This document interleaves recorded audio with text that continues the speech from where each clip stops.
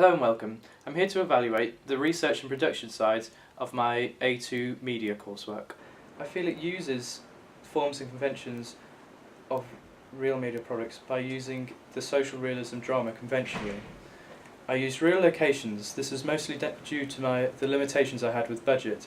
I had to film on location because I couldn't afford to make a mock set, for example. The film uses the genre and it tackles real issues such as drink driving and alcohol abuse. It's not a happy storyline. It's a tale of a couple that kind of lose their way and they try to make their life a little bit better, and it ends out being quite a lot worse.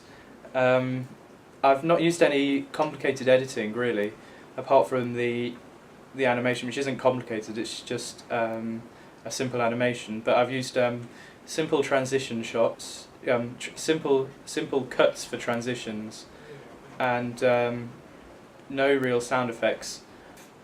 Developed the forms and conventions of a real media product by casting a male and a female as the two main characters. One of the films I researched, which is a road trip social realism film, Thelma and Louise, which is actually very similar to my short film.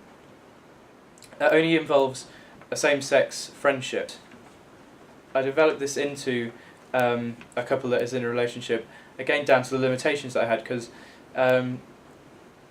Toby was one of the few people I knew who was insured to drive my car, which I needed for the film, and then it's quite difficult when you're not paying your actors to get hold of actors.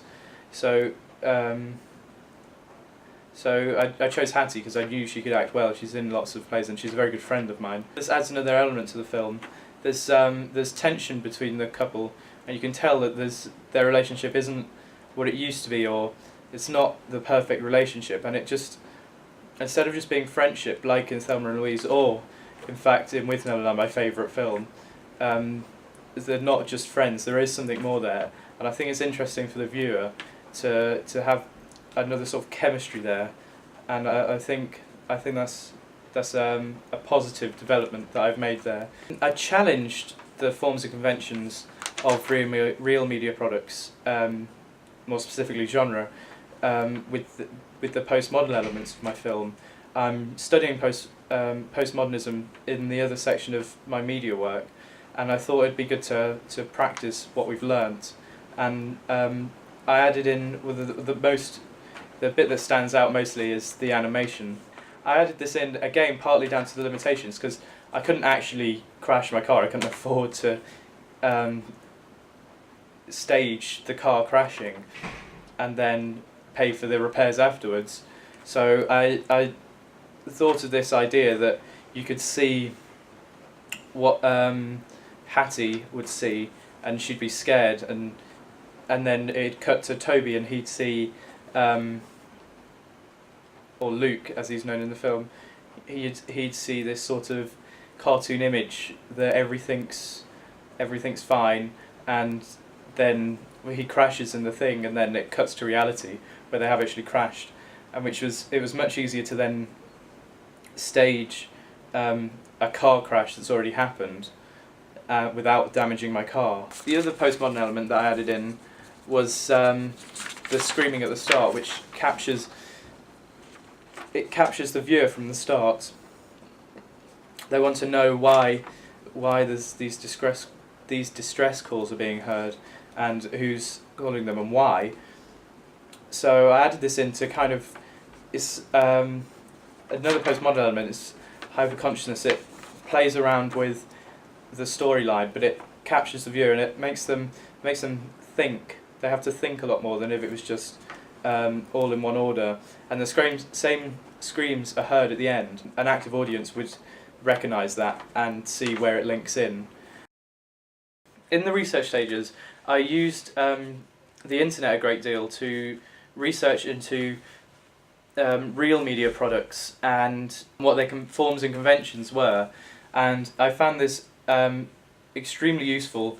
But you also need some backup as well without using the internet, which was reading up on a lot of films using specific film magazines and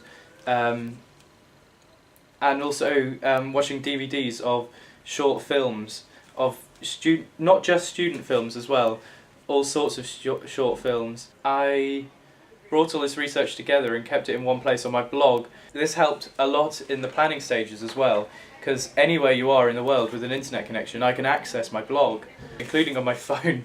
So when I'm out and about, say when I'm on filming, I can just, instead of having to take masses of pieces of paper with me and things I've planned and then file, if I just put it on there, then I take my phone with me when we're going filming. I've got my whole, the scripts on my blog, and everything I need is there. I also found that the blogging helped, like it did for my evaluation, where I had visual and audio instead of just one or the other. In the construction stages, I used a digital camcorder. The one that I'm using now and I think this was, without digital technology, my project, it would be non-existent. My end total budget for all of my productions was about £40, which the majority of this went on fuel to drive the car about and get the external shots and whatnot.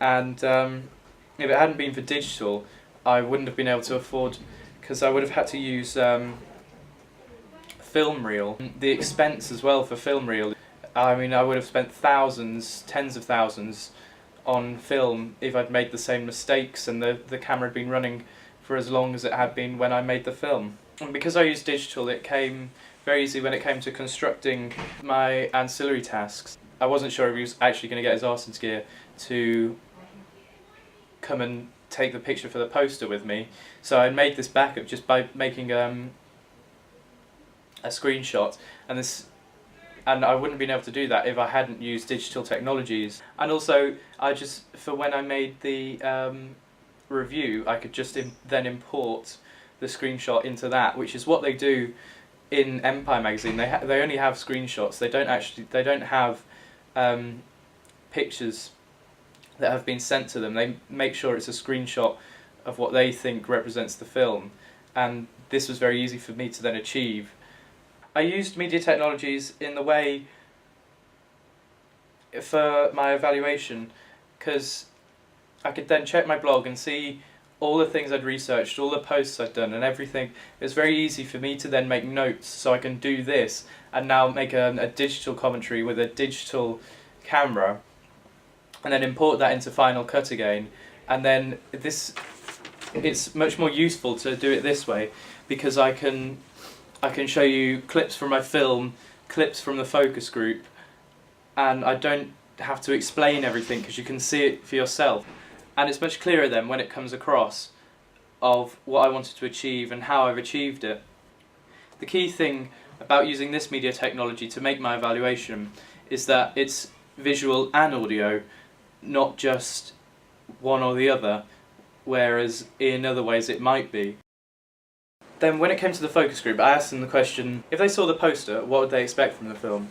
And they said this. To be honest, it doesn't look like my type of film. It sounds like with the title, but then the poster.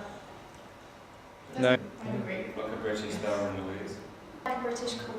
Good, yeah. I'd say like an independent, low-budget British film. Rosie got it spot on. She said it was an independent, low-budget British film, which it is, and I did want that to come across in the poster.